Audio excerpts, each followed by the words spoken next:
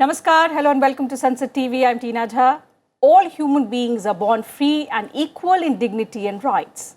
Proclaiming these inalienable rights that everyone is entitled to as a human being is the Universal Declaration of Human Rights, the milestone document adopted by the United Nations General Assembly in 1948. To commemorate the adoption of what has been the global standard yardstick to protect and promote human rights, the world observes Human Rights Day every year on the 10th of December. The central theme of the day this year is reducing inequalities. To speak more about the significance of the day, particularly at a time when the world is reeling under the impact of the COVID pandemic, and also the challenge of growing inequalities is bigger than ever today, I have with me in the studio today the chairperson of National Human Rights Commission, Justice A.K. Mishra. Welcome to Sunset TV, sir. It is an absolute pleasure to have you amongst us on Sunset TV.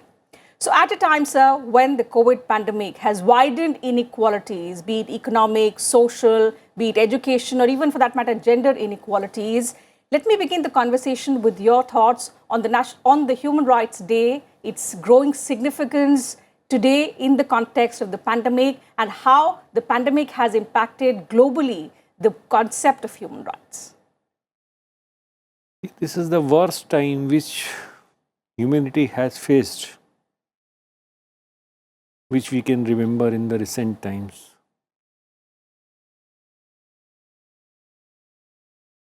The world has faced a colossal loss of human life. We are not ready, even with the medicines for this pandemic. Vaccines were not available. Lockdowns throughout the world had to be imposed for substantial time. Everything was standstill for substantial period of time. Everything, every sector, whether the industry, transport, whatever is, education, colossal loss everywhere. Trains had to be stopped. Workers, small scale sector, even small vendors, shops had to be closed. It was difficult to get even the life-saving drugs, medicines and vaccines, much less for the poor.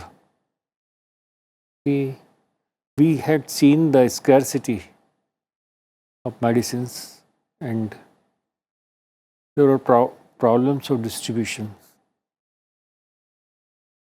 And you see, COVID has brought to the fore the plight of the poor, which was there all the times, of getting affordable life-saving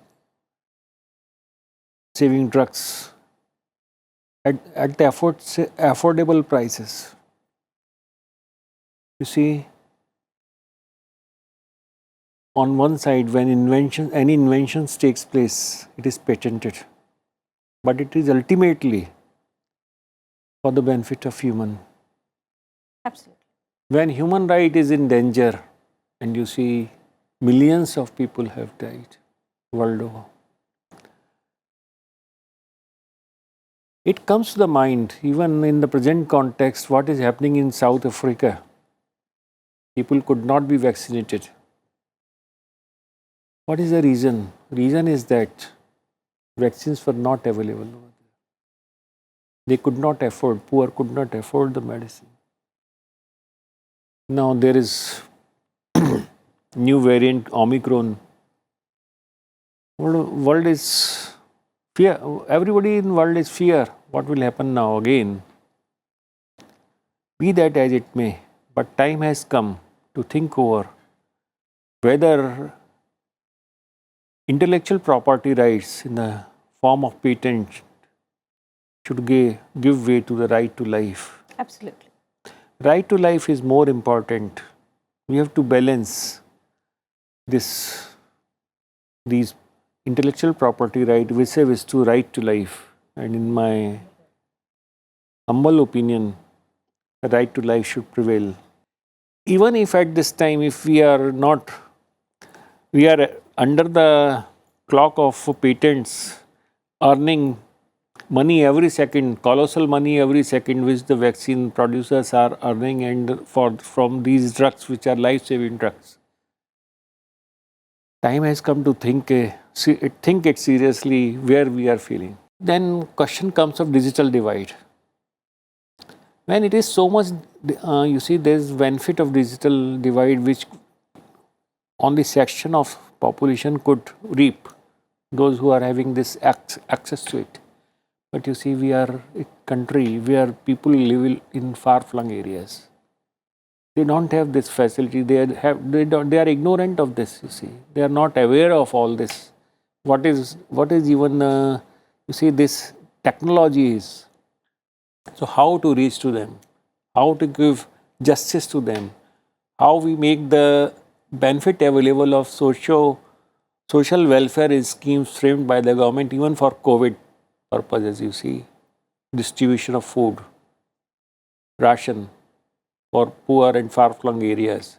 Now you see, then question comes then how we percolate down the benefit to them, to those persons to whom we cannot reach, you see, by digital mode. That is the main, you see, challenge which we have to evolve. Small vendors suffer. E-commerce prospered. Now, e-commerce has brought certain positive aspects also.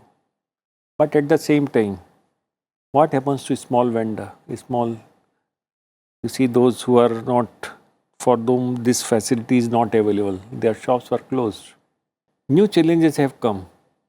Education has suffered. There are dropouts from the schools, particularly girls, and in village areas there are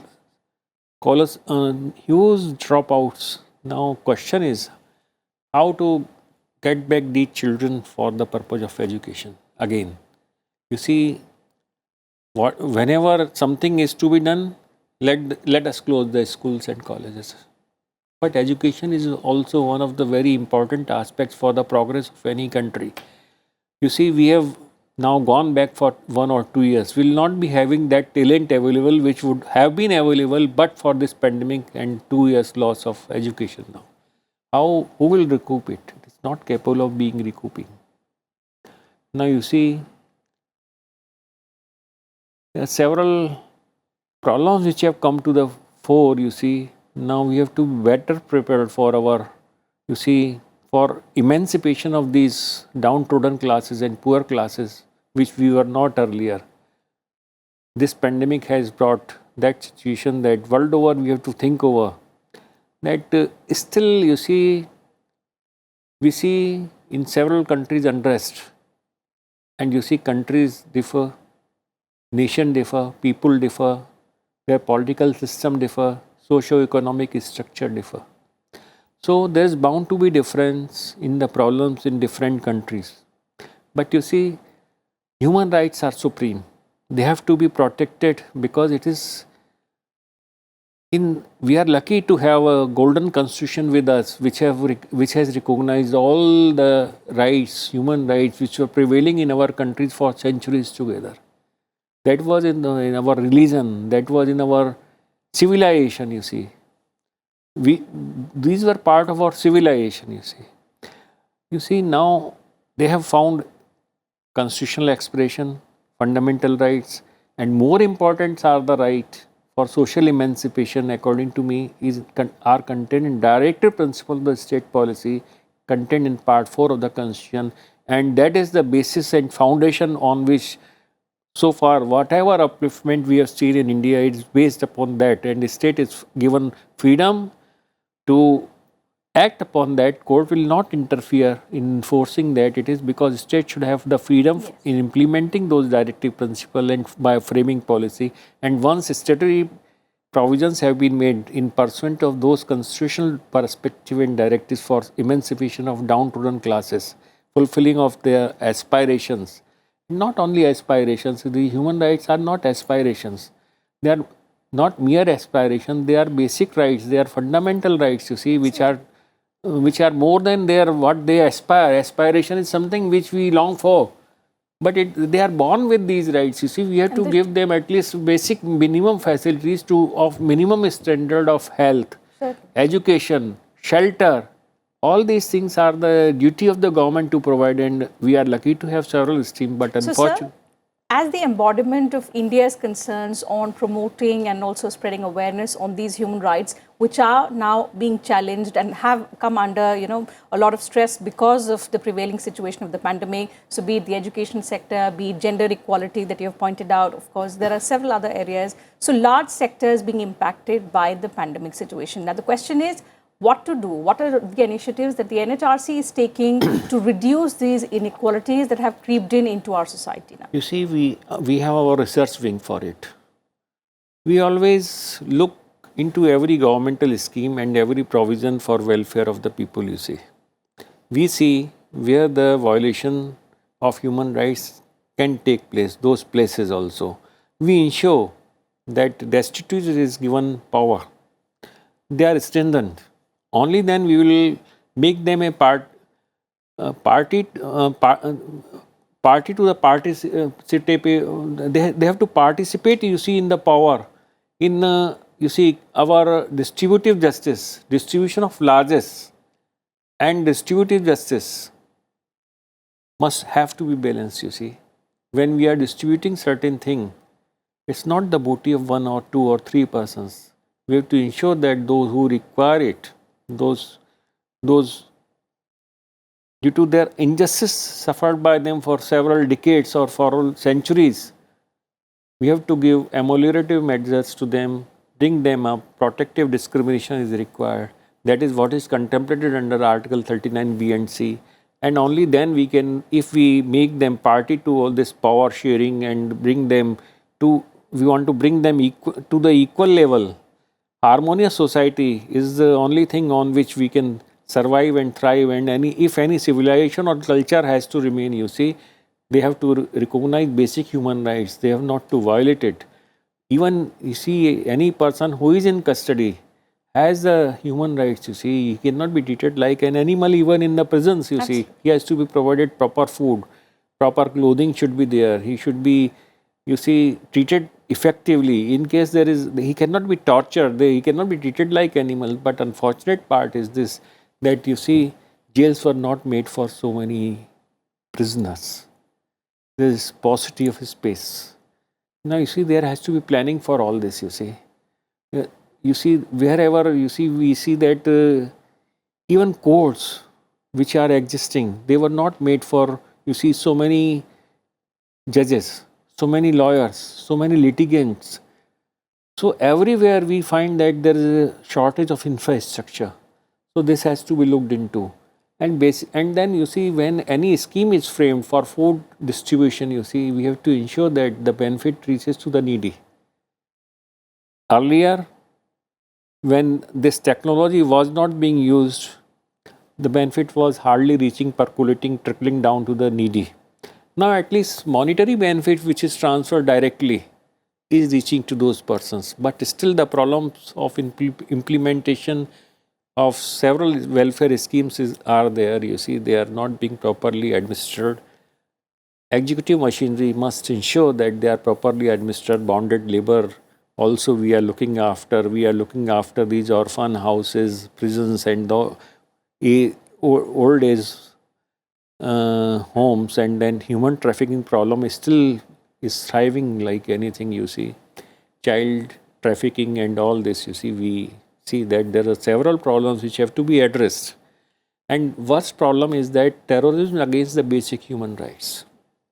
And it is increasing not only in India, in several parts of the world. World is facing worst kind of terrorism as which may have existed, you see, at present. Now you see, who funds them? There are certain vested interest. Without funding, terrorism cannot thrive. Who supplies them modern arms? How they reach? How the arms reaches to them? They are not available, easily available, and they are better armed than our forces, you see. And terrorists some of the times take the shelter of human rights also. And so many persons feel that they are the only champion of the human right, but human rights are not the monopoly of few. Human rights have to be defended by everybody in every country. Now there is another violation which we face is that of gender equality. In several countries there are complaints. I don't want to name any country outrightly because it is international human rights say. Mine goes to the plight of those for gender injustice which is being suffered, you see, by the woman in several countries. And we see that there was earlier complaints of racial discrimination.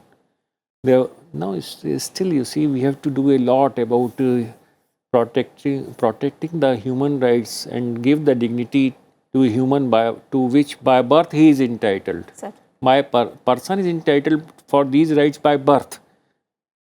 They comes with him. You see, this is the God has given the best creation on earth is that human. Human and humanity are combined together, you see. If you deprive human of humanity, you cannot do. They are inseparable part of it, you see. This is the best creation which the God could give to the earth. We cannot be destructive of ourselves. You see, we have to be, protecting ourselves. We have to be proactive in protecting in environment, forest, flora and fauna. You see, every year in Delhi there is choking. Why we cannot find out a solution?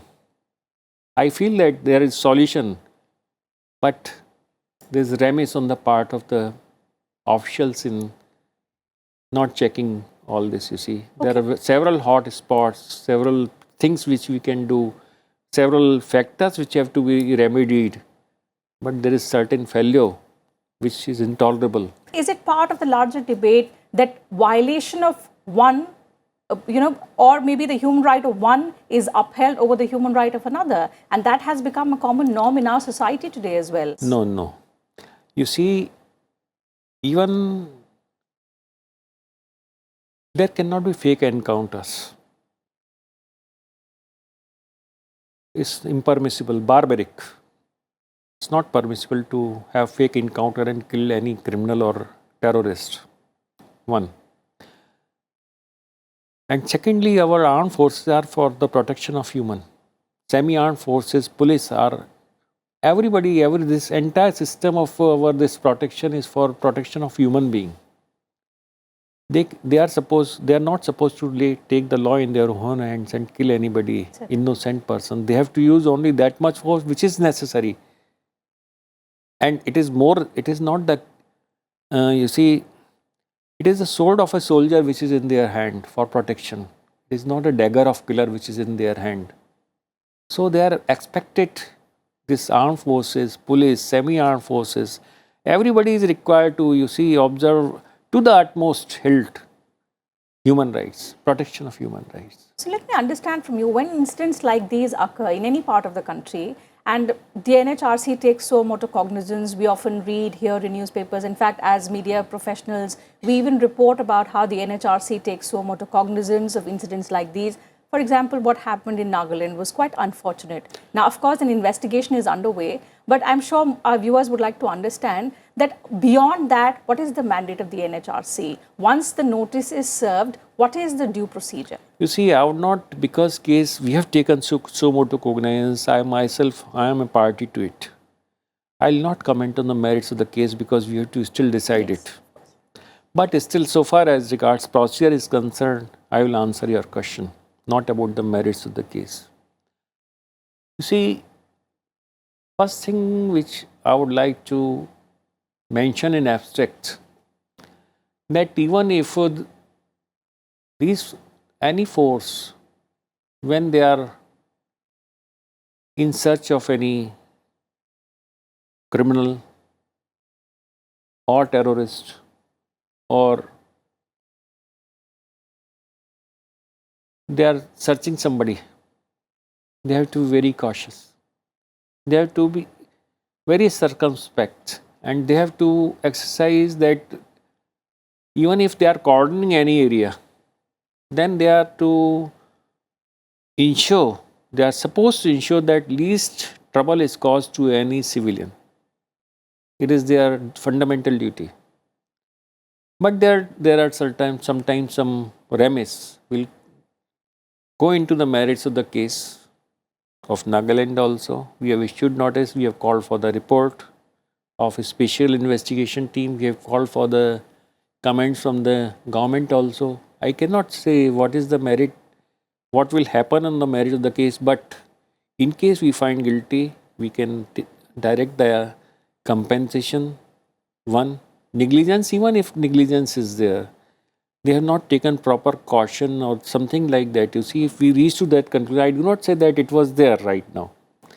But in that case, we can recommend compensation to be paid.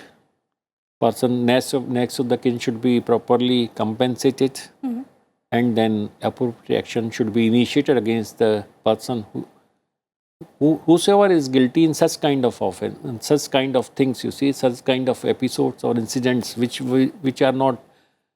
should not happen. You see. And are these recommendations that are made by the NHRC Normally, we binding? ensure that they are implemented, and they are being implemented. And are they binding on the concerned authorities, on the You states? see, there is debate going on. Some high courts have taken the view that they are binding.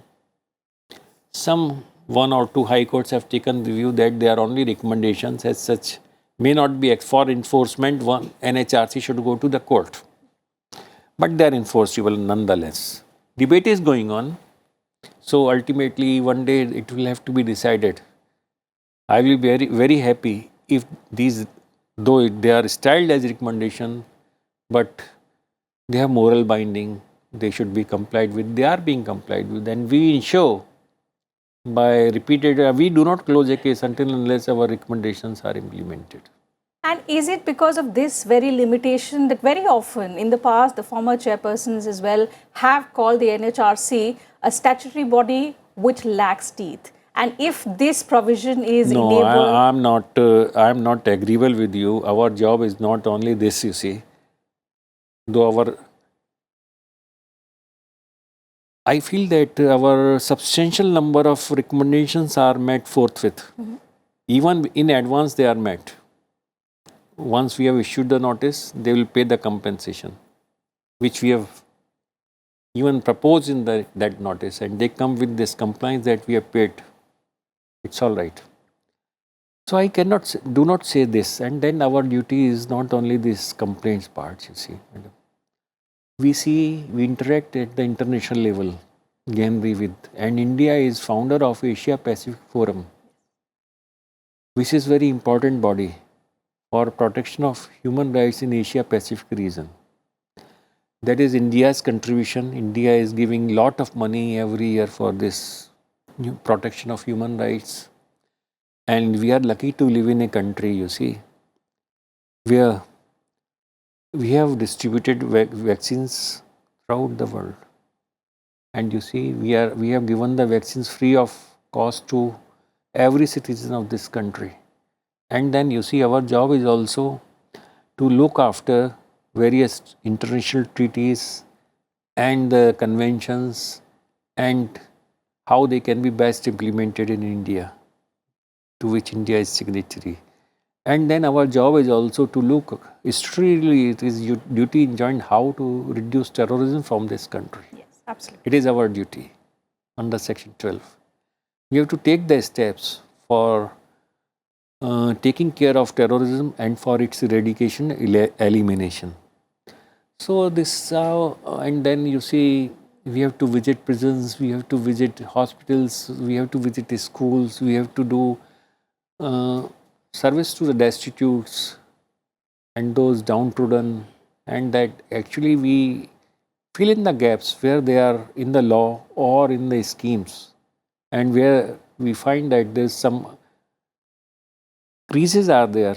Our job is to iron them out, to help in the good governance, you see, that benefit reaches to the needy, downtrodden, and they are brought in the mainstream, they are made powerful. Only then, you see, our country will further progress. It has come up, but certain benefit has to go down further. Certainly. Even last man in the, you see, queue should not be deprived of the justice to which he is entitled by way of distributive justice, by way of protection, by way of ameliorating measures. That's our job. And when you say that, two areas that require specific attention, as mentioned by you, one is, of course, prisons, because the rights of inmates are something that the NHRC has been working on. And the other is to end discrimination against women. That is one area that particularly requires attention globally. But if we talk about India, what are the kind of efforts that the NHRC is taking to end violence against women, violence of all forms? When we receive any complaint of discrimination anywhere about any kind of discrimination, violence, or any such practice which is derogatory to gender equality, we put our foot firmly and ensure that this kind of discrimination ends, not only from actual practicability or happening at the place, but even if it is there in any scheme or law or somewhere, even we can suggest to the government that take these steps which are more beneficial for gender equality. For this purpose, there is one recent study has been done by a committee of NHRC, that is Committee for Elimination of Discrimination Against Women, and its report is ready. There are certain recommendations which have been made, which will be going a long way in ensuring gender equality. Though in India, we respect the woman, we have high respect for the woman, they are taken as Shakti, they are running the houses, they are making the nation, you see, they are the maker of the children, they are making of the nation, you see. Absolutely. When child is shaped by mother, you see, that is the greatest service done by any mother to this country. Unfortunately, that inequality has only been widened by the COVID pandemic. Just like school dropouts, there have also been women who've been forced to stay at home because of the pandemic which is underway. But I'm sure with efforts globally and with bodies like the NHRC, women equality will see light of the day, as we've all been speaking about. This is one area that requires attention. Women participation, gender parity has to be worked across for the progress of the country as well. And also prison reforms is one area that requires attention. So what are the kind of suggestions that you have thought about? This will be ongoing process, you see. In Tihar Jail, several incidents have taken place recently. Criminal activities had taken place. These are the officers are definitely in connivance, otherwise these things should not take place in the jail. You see, my considered view is that a criminal should come out of the jail like a reformed person. His effort should be that his criminality should come to an end in the jail itself. He should be given such learning, such vocations, such teachings in the jail that he reforms himself. And it's not the purpose is not only that punishment. Once he comes out, he should come out as a respectable human with full dignity and as a responsible citizen of this country, not to commit those crimes again, and should be party to this, you see, progress of the nation. Absolutely. And as John F. Kennedy had said once, and I would like to quote him, the rights of every man are diminished if the rights of even one man across the globe are threatened. And that is something that people have to think about and ponder over, upholding, promoting human rights. So thank you. With that, I'll have to call it a wrap on this edition of the program today. Thank you, Justice Mishra, for joining us on Sunset TV and engaging with us in such a meaningful conversation. Thank you for joining us and our viewers. It was a pleasure having you on the show. So that's it from us on this broadcast. Thanks very much to all our viewers for their time.